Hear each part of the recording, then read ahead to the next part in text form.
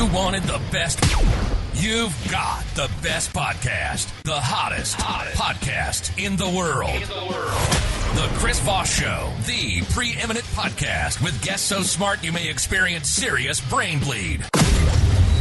Get ready. Strap yourself in. Keep your hands, arms, and legs inside the vehicle at all times, because you're about to go on a monster education roller coaster with your brain. Now, here's your host, Chris Voss. Hi, folks. Chris Voss here from thechrisvossshow.com, thechrisvossshow.com, and I hope you're ready for some serious brain bleed. I'm already bleeding from the brain, clearly, this Monday morning. Thanks for tuning in the show, folks. We certainly appreciate you coming by. We have an amazing multi-book author on the show. He's written a bunch of brilliant books, and we're going to be talking to him today about some of his books. Byron Reese, who has written the newest book coming out on August 23rd, 2022, Stories, Dice, and Rocks That Think: How Humans Learn to See the Future and Shape It. He's written a number of amazing books, and we'll be talking to him about it. In the meantime, remember, the Chris Voss Show is the family that loves you.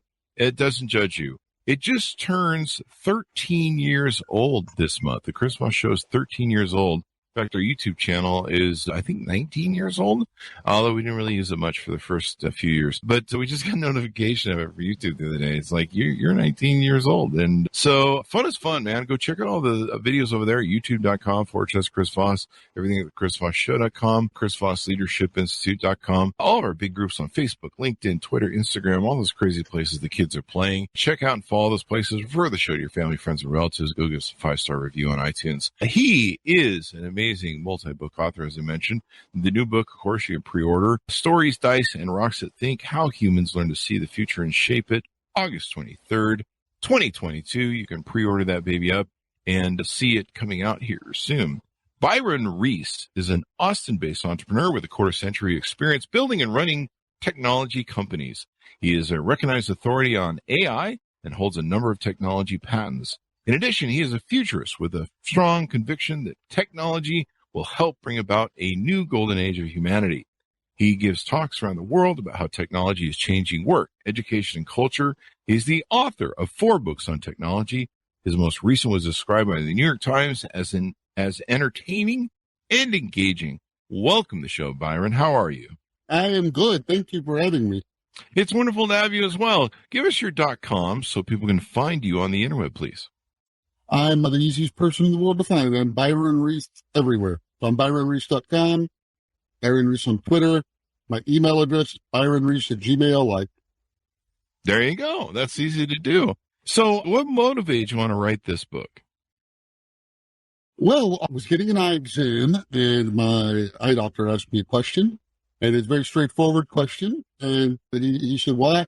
Where are the, if we're all that, like we're all smart, why are the other animals that are coming up and that are going to like catch up with us? Like, why is there us and like everything else?" And so I got really interested in that question about how are people different than animals? And that was what I started writing it on. Wait, people are different than animals? Have you seen us lately? No. Well, there are, I mean, we obviously have animal things, but if you think about some animal that's supposed to be all smart, like, a dolphin or something, and then you say, well, they really done, like, they don't have the internet. I don't even have telegraphs. They don't have a postal system. Like, they're writing. Like, what have they been doing all this time? And the short answer is humans are different because we believe in these two things that don't really exist, the future and the past. Like, we know. So we accumulate knowledge, and it piles up over time. Whereas you think about a beaver or something, it makes the same dam that it was making 5,000 years ago or 10,000 years ago. And that's just very different than how we do things. Maybe animals are just freaking lazy. I'm just kidding. Hi, folks. Chris Voss here with a little station break. Hope you're enjoying the show so far. We'll resume here in a second. I'd like to invite you to come to my coaching speaking and training courses website. You can also see our new podcast over there at chrisvossleadershipinstitute.com. Over there, you can find all the different stuff that we do for speaking engagements if you'd like to hire me, training courses that we offer, and coaching for leadership, management, entrepreneurism, podcasting, corporate stuff. With over 35 years of experience in business and running companies as CEO, I think I can offer a wonderful breadth of information and knowledge to you, or anyone that you want to invite me to for your company. Thanks for tuning in. We certainly appreciate you listening to the show, and be sure to check out chrisvossleadershipinstitute.com. Now back to the show. So, is it because we have some sort of consciousness that those animals don't, or is that not true? Oh, I think that could very easily be part of it. I mean, of course, we assume they're not conscious. For all I know, they're sitting around thinking about shit all day long. Yeah, but I mean, let me back it up and start 2 million years ago. Where all stories begin. There was this creature known as Homo erectus, which is supposed to be some ancestor of ours, and erectus lived for like 1.5 million years. And erectus just had one tool called an Acheulean hand axe. Looks like a big arrowhead. It's kind of a curved bottom. And the thing about it is, those are found all over Asia, Africa, and Europe. Because erectus lived for 80,000 generations, there are so many of these things, you could buy one on eBay for like $100. Cool, just 1 million years ago. Now, the punchline of the story is that over the 1.5 million years, they did never change. If I showed you 2 million years apart, said which one's older, you'd have a hard time. I mean, even experts date them plus or minus 500,000 years. And so you think, well, wait a minute, it took us 3 generations to get from Kitty Hawk to the moon. How did they go 80,000 generations and not improve it any? And even more to the point, even if they hadn't intended to improve it, if they were just like copying their parents' hand axes, they would have drifted. And the ones in Asia would have looked different eventually. The ones in Africa wouldn't see that. But the big punchline of the story is, it's likely that was not a cultural object or a piece of technology. That's just something erectus was hard-coded to know how to build, the way a bird would build the same nest. The only nest it knows how to build. So erectus is sitting there chipping away at this thing, making it, but doesn't even really know what it's doing, any more than the beaver knows why it's building a dam. And the beavers don't know why they're building dams, because if you put a recording of running water in the middle of a field and the beaver just walked by, that beaver's going to build a dam over it. Like, that's all it's doing. And that's all erectus did. And then, I'm getting to the punchline here, and then somehow 60, 70,000 years ago, something very strange happened to us. Like we got bitten by a radioactive spider or something, because like overnight, you get beautiful cave art where you had none before. You get musical instruments where we have no evidence of them. You get representative art, like carved figures where there's none, just like that. And so something happened, and it could very easily be, so probably gave us a language, and language is, the main purpose of language is not to communicate, but to think, you think in language. And there's a beautiful quote in the book from Helen Keller, who talks about what her life was like before her teacher came. She said she didn't even realize she was a thing that was different than the universe. Oh, okay. She was not conscious. She didn't understand that there was time passing. She was just in this like state. And that's what erectus, I think, was. And then all of a sudden, pow, we get all these powers. And one of them could very well be that we experience the universe, that we are conscious. And it could be that consciousness that was I wrote a whole book on whether computers could be conscious or not. Been down that path, and it could be. But as you point out, it's kind of the unknowable thing. So I can't let this joke slide. I thought Homo erectus was a OnlyFans channel. I just can't waste that joke. It's too good. So were we dumb like most animals, are you saying, for a long time, where we kept doing the same thing over and over again, and then somewhere in there, I think the story goes, aliens stepped in and awakened our brains or something? No. It's funny you say that, because when I was writing the book, people would always jokingly make that remark. It's a great joke. It's a fair one to make, because what happened is so dramatic, it invites speculation that crazy. And so something happened to us. And then all of a sudden, us. And so the reason there are no Bronze Age beavers or Iron Age iguanas or pre-industrial prairie dogs or any of that is because the spider didn't bite them. They're just they're just building their dam or doing whatever they want, and that's your story. So yeah.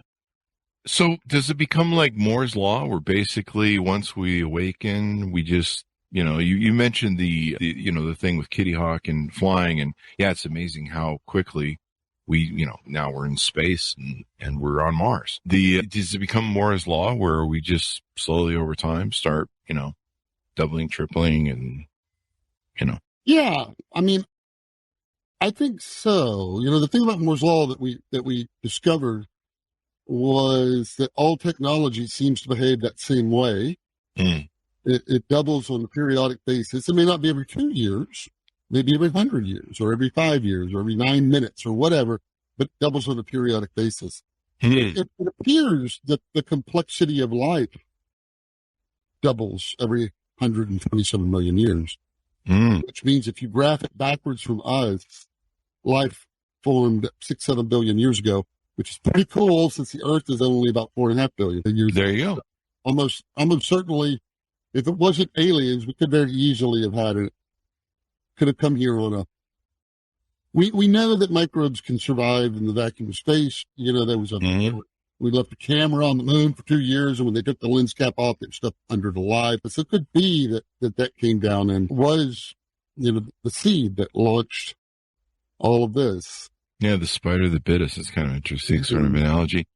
Is it possible that our brain just, I don't know, somehow evolved to a point of consciousness? I mean, I sometimes, you hear the theory that people say, well, snakes don't sit around and contemplate the universe and their existence. And, if there's a snake god, they imagine that there's a god of their own image, which is the most narcissistic sort of concept anyway, when I think about it.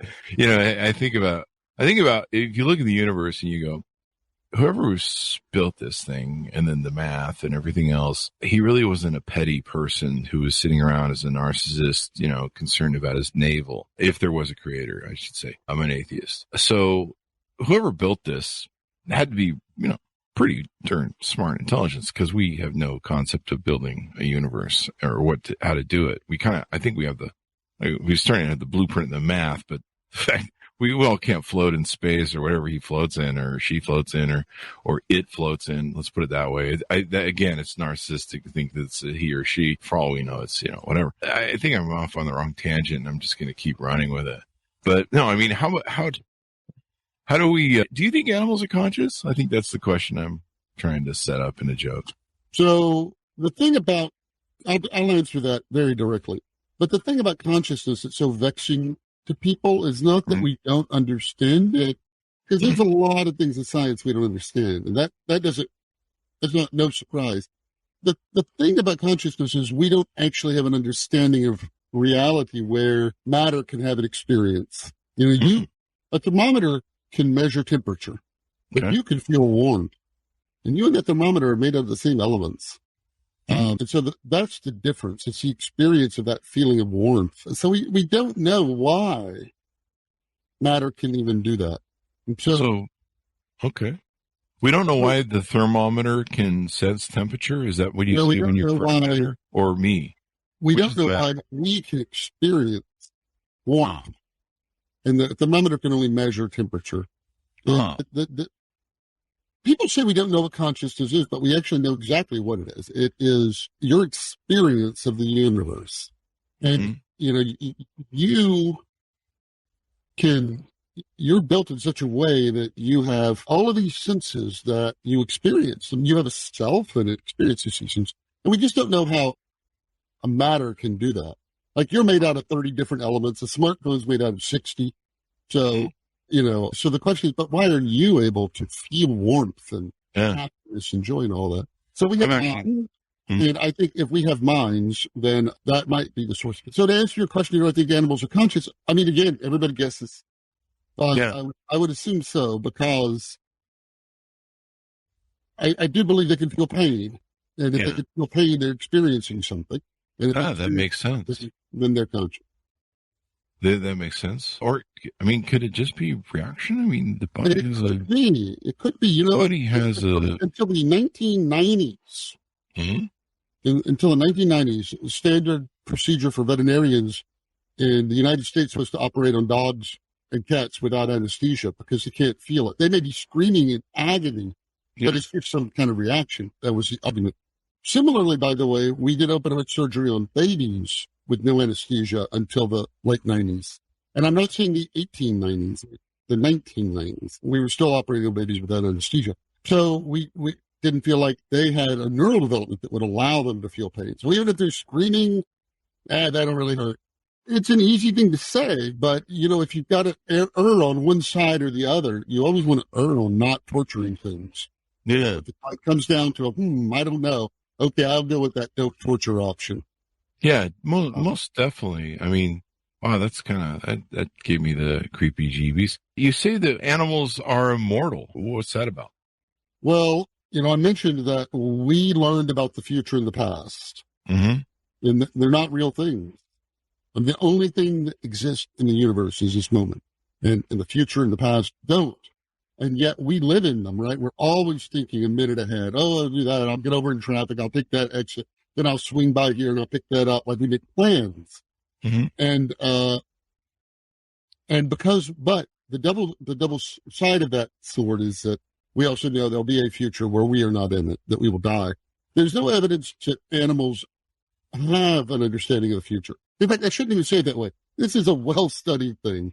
And you may get a couple of animals that may have a very limited few-hour future view, maybe, but they're not going to invest in a 401k or anything. They don't think in time. So if you don't know that there's a future, then you don't know there's a future without you. So you don't know you're going to die. So I don't think animals know they're going to die. Why would they? Why would they? That's not even a... I've had a few Nigerian snakes send me Google invites for calendar. That's a joke. So you talk about how our lives are so full of technology compared to, say, dolphins. I guess dolphins don't have a Steve Jobs. Is that what separates us from them? Is our ability to, develop and scale technology? Sort of, I think, sort of. I mean, if you were to drop you on a desert island, you would probably do okay. I assume you watched a few episodes of Mythbusters and maybe some Gilligan's Island, and I'd be screwed unless there was coffee. Yeah. And you would be actually okay. You could build a lean to and all that. But if you could imagine like a real Tarzan, like a real baby that was born in the woods and didn't have our culture, and drop them on a desert island, well, they wouldn't. They'd be starting over. And so what I think makes us special is we're born into a long sequence of we have a lot of history behind us. We're born into that. And so I was born into more culture than Leonardo da Vinci was, because I had everything up to Leonardo and everything after it. I was born into more culture than Marcus Aurelius. I have all of that. And so our stuff accumulates and the dolphins don't. So that's the setup of the book, was that we learned how to see the future, and then we learned to tell ourselves these stories, and the stories are not once upon a time. The stories are how we plan and navigate life, and only much later did we start articulating them. But once we could see the future and know there was a future, then the question was, how can we predict it? And that's the second part of the book, which is nice. That's when we learned about probability. There you go. You mentioned earlier that we're made up of, I think, what was it, 30 elements, I think it was? I'm actually 31 elements. Uh-oh. And I know where we're conscious. The 31 element is coffee, and coffee is the reason we're conscious, because without it, I'm not conscious. Well, everybody, I'm sure, heard the old song that says the Enlightenment happened because we went from drinking beer all day in pubs to drinking coffee, and that was the Enlightenment. Yeah. But there is a flip side to that, though, which are counties in the United States that had been wet counties where you could buy alcohol before Prohibition. Then when Prohibition hit, the number of new patents coming out of those counties was 14% less than it had been. Wow. So it sounds like you need a boat. You got to have the pick-me-up, and then you got to have the, just be just lit enough to invent something like, I know, I'll make a whatever. Yeah, there you go. So you say we're at the dawn of Act 3. What? I missed the first two acts then. Act 1 is late to the show. Act 1 is stories. That's where we learn to imagine and visualize the future and tell that story. Act 2 is about probability. And it is something, can I show a visual aid? Please do. So the question for predicting the future is what determines what's going to happen in the future? Mm-hmm. And there were all these different theories. It's fate. It's will. Whatever's on my vision board, right? I'm like, what's what we didn't know is that it's this that determines the future. So you may have seen these before. I'm about to flip it, and all these BBs are going to start falling. And when they fall, they get a piece of plastic, and they're going to go to one side or the other. So let's describe this because the podcast is largely audio. YouTube can see this. This will be lost on people. Basically, every time you flip that Galton board down, all these BBs fall and they bounce randomly. But they always a normal curve at the bottom, a bell curve. Okay, so there's a bell curve at the bottom. What's that device called again? It's called a Galton box after a Galton, who Galton, yeah. And so every time you flip it, you get that bell curve over and over. I mean, if you ever flip that thing and you get a big U, it's like, world's going to end tomorrow, or go buy a lottery ticket. Like, the universe does not behave like that. And what we learned is that there's predictability. There's predictability and randomness, and you would never have assumed that. You know, why is it that I mentioned the book year before last, there were 166 workplace deaths from electrocution, and the next year there were 161.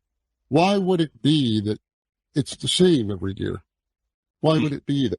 And the reason is because in order to electrocute yourself, you have to do like 10 things wrong. It has to be hot, and then you have to not check it, and then you have to touch it. And that's that bead bouncing to the right every step of the way.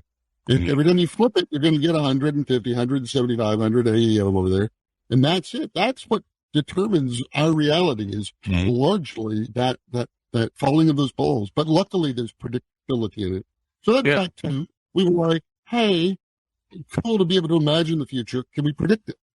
And that's when we invented probability. That was done, it's two guys writing letters trying to solve a math problem that you'd give a sixth grader today. In any case, that brings us to Act 3, which has started in 1953, when we booted up the first transistor computer. Because what happened is we developed a science for seeing the future called probability, but we had to do it with paper and pencil, like that's all we had. And we built the modern world on being able to make predictions with those tools, but it didn't scale well. So we built machines to do our thinking for us, and those are the rocks to think. Silicon chips, of course, being rocks and the kind of thing. And that's what Act 3 is. That's what we're using technology for. And the reason it's more than it sounds like. Yeah, the reason that is such a big deal is because for billions of years, the only place we knew how to write information was in our DNA. Every creature in the world, all they could do is write information in their DNA. And it took a long time to write something new. Then all of a sudden we got language 70, 80,000 years ago, and our DNA expanded to be what was in our head. And then I could say, hey, Chris, don't eat those purple berries. And that doesn't take 10,000 years to learn. You were like, okay, I won't eat them. And then you can pass that mutation to everybody instantly. Now, what's important, what's cool is that we now have writing, and now we have everything that's ever been written is now the DNA of our planet. A man named Leonard Reed wrote an essay a while back called I, Pencil. I don't know if you've heard of this. He points out nobody knows how to make a pencil. There's not a person in there that knows every step of making a pencil. Nobody who can mine the ore and make the steel and bend it in the ferrule and get the yellow paint, and nobody. And yet pencils get made. And so the question is, who makes the pencils? Who knows how to make the pencils? I'd say it's a superorganism called Agora of humans. Superorganism of humans called Agora. And Agora knows how to make pencils. And more importantly, Agora knows how to make smartphones. So Agora is the thing. Our DNA now is distributed around the planet. It's in written form. Like the DNA in your body, most of it's junk DNA, but there's a lot of, good stuff in it too. And that's what runs our world, is this new DNA we have. And that is computers, which not only can process data quickly, but they can collect information as well. And that's it. You see, this is short, don't worry. But for the longest time, humanity has been hindered by the fact we don't have a collective memory. So you can learn something your whole life and know it, and then you die and it's gone. And maybe you taught one person and they died and it's gone. And so we never could accumulate our knowledge. Like the dolphin, we couldn't accumulate it. And then all of a sudden we could. And that made, I think, all the difference in the world. Yeah. Was it because we started storing information? I mean, for a long time we had historians that were griots that would, keep a verbal mental history. And then we started writing it down. What our ultimate goal is now, the ultimate direction, this may not be anybody's goal, I don't know. But imagine if you could record every single thing that happened. Everything. I mean, everything. Every word you say, everywhere you go, every breath you take, everything your eye tracks to, what happens to your pupils when you see it. We're building that world because we all want all these little pieces of it. Like, if they made a skillet that could detect botulism or E. coli, I'd buy that skillet. I don't want to get E. coli. But the skillet is therefore recording everything that it was ever made in it. And then if my silverware could keep track of what I eat and the vitamins in it, so it can tell me what I need to take or whatever, I'm going to take that. So slowly we're building all the data. We're getting all the data of 8 billion lives. And then we're going to mine that data. And then that is our collective memory as a planet. That is our collective wisdom. And now every mistake you make will be the data that helps somebody else down the road. And every person in the future will be smarter, will be wiser than the wisest person who ever lived, because they're going to have billions of pieces of life experience to draw on. So now you've made me realize that all this tracking of data that we do through technology is really based upon a song about stalking by the Police and Sting. Every move you make. Basically, that's right. Record it all. Thanks, Sting. Way to fucking go. Let's touch more on this Agora, because I want to flush this out a little bit. Agora, I didn't mean to put an N in there. Agora is it a collaboration? Is it a concept of idea or a real creature? It's one of three things.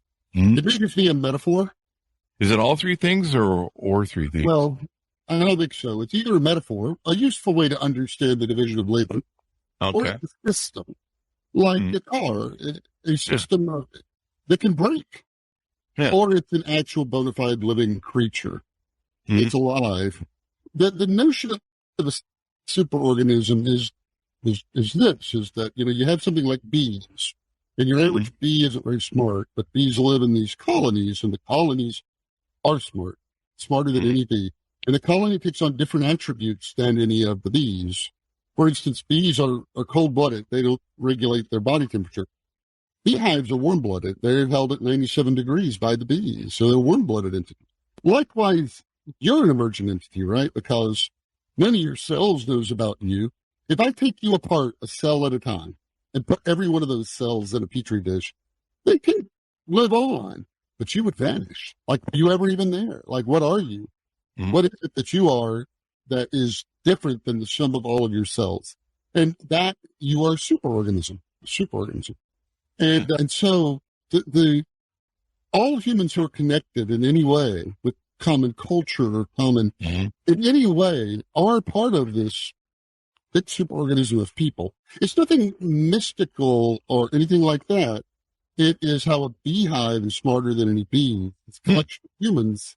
Okay. And has this emergent property that it makes smartphones, and they're cheap, right? Like Agora and the Agora, by the way, was in ancient Greece. It was like the part of the town where everything happened. It was the market. It was the debate society. It was they used to, like in Assyria, they used to bring all the sick people and just set them down near the entrance. And when you're walking in, everybody's supposed to yell out their symptoms. And then you're like, oh, I had that once. And then you go over and talk to that person. And it's basically like posting your symptoms on a forum and hoping somebody says, oh, I did that too. So everything's happening in the Agora. Yeah. energy of humans. Yeah. And that, by the way, is what the next book is about. It's just about Awesome. Agora. This book leads into Agora, but That's what I do. I post my monkeypox pictures, and that's how I found I had monkeypox on social media. I'm going to put what was that term? Superorganism? Uh-huh. Yeah, I'm putting that on my Tinder profile on LinkedIn. That's my new title on LinkedIn and Tinder.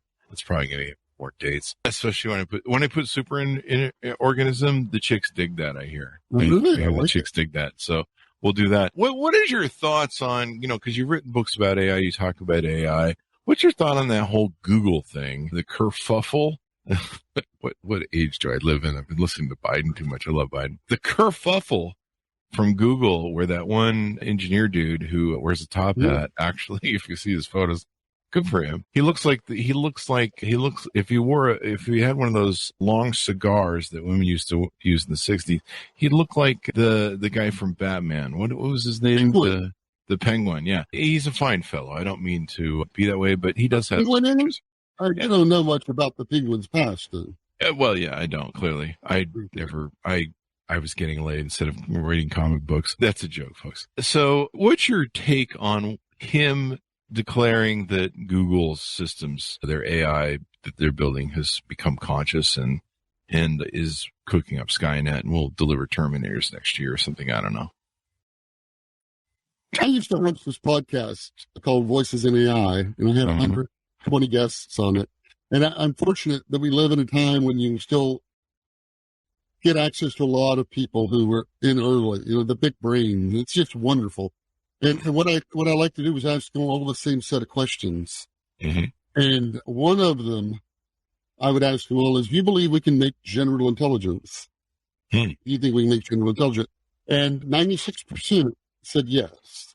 And then I would say, but you agree we don't know how to, right?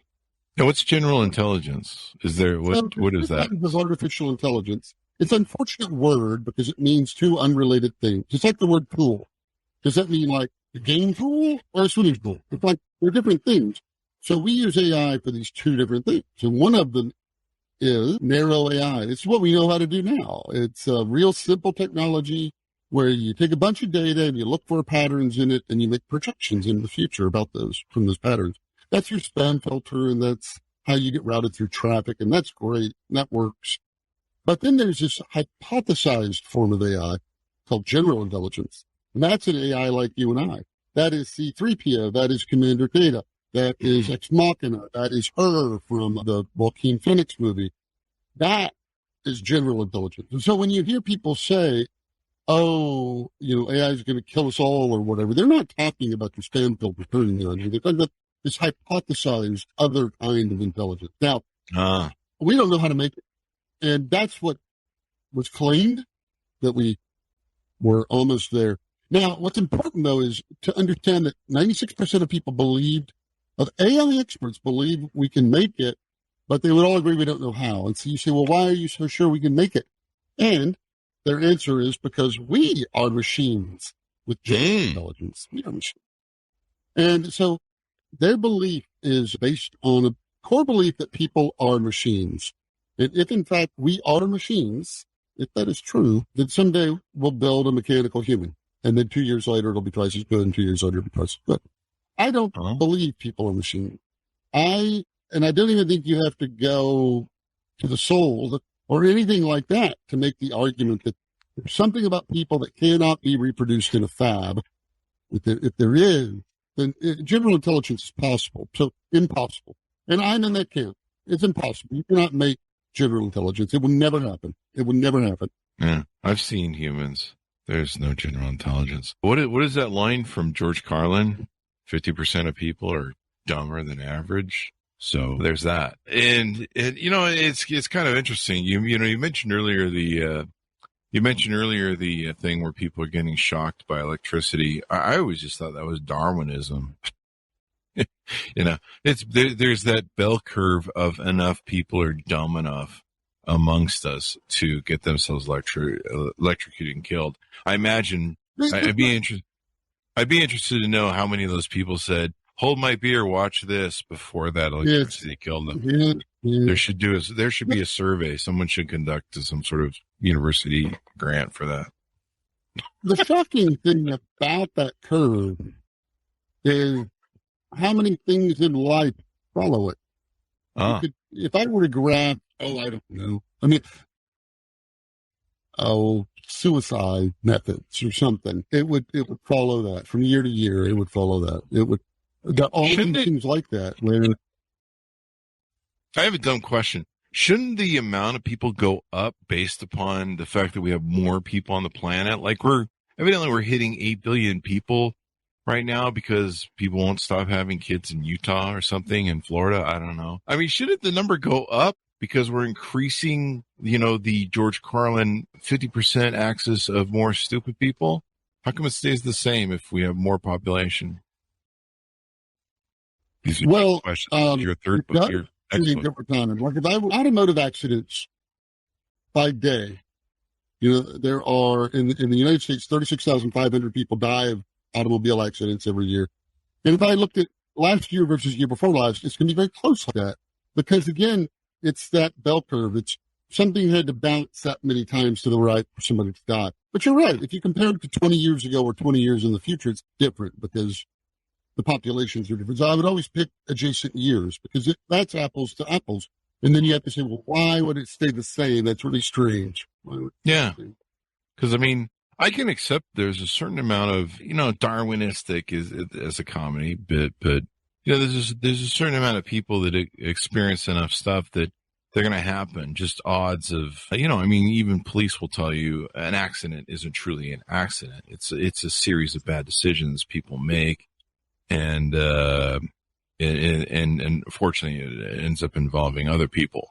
It's kind of like when when two parents get together on New Year's Eve and they've been drinking too much or two singles, and then there's an accident that happens. It's not really an accident, which might make half my audience feel better. But that's a joke, folks. Your parents did plan you. Don't worry. It's okay.